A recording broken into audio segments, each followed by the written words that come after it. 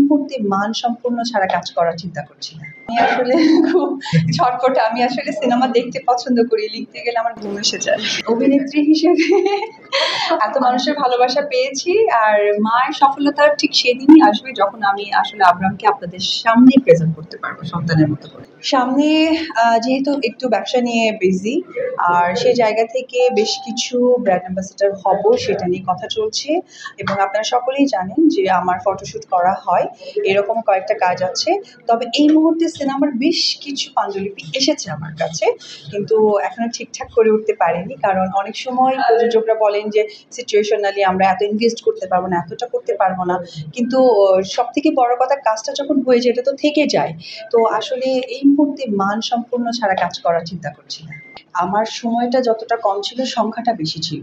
কিন্তু এখনো যেহেতু আমি মিডিয়াতে আছি, ট্রেডে কাজ করছি, আপনাদের কাছাকাছি আসার সুযোগ পাচ্ছি, আপনারা সেই সুযোগ এবং ভালোবাসাটা আমাকে দিচ্ছেন, বিধায় আপনাদের আমার প্রতি এক্সপেকটেশনটা অনেক বেশি।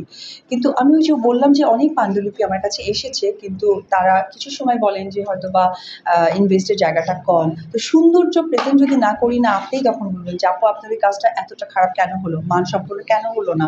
তো যার জন্যই আসলে বেছে বেছে কাজ করা। তবে এখন যে কাজগুলো করছি এটা চলমান না। আমি আসলে খুব ঝটপটে, আমি আসলে সিনেমা দেখতে পছন্দ করি, লিখতে গেলে আমার ঘুম এসে যায়। আসলে ওইভাবে ভেবেচিন্তে ব্যবসা করা যায় না। ব্যবসাটা আসলে এরকম, আপনি ইনভেস্ট করার পর ফিডব্যাকটা কেমন হবে, সেই ফিডব্যাকের জায়গা থেকে আপনারা জানতে পারেন যে এরকম আমি ভালো কিছু আর্ন করছি। আপনারা জানেন আমার একটা ক্যাফে ছিল, যেটা আমি টোটালি ক্লোজ করে দিয়েছি। আমার কাছে মনে হয়েছিল যে এটা আমি ঠিকঠাক ভাবে নিয়ে যেতে পারবো না। তো ব্যবসার ক্ষেত্রেও ঠিক তাই।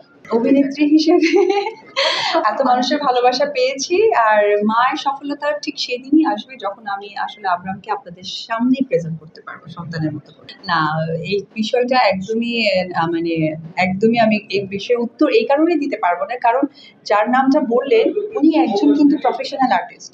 তো আমি অলওয়েজ সম্পর্কের বাহিরেও আর একটা সম্পর্ককে আমি রেসপেক্ট করি, প্রফেশনাল।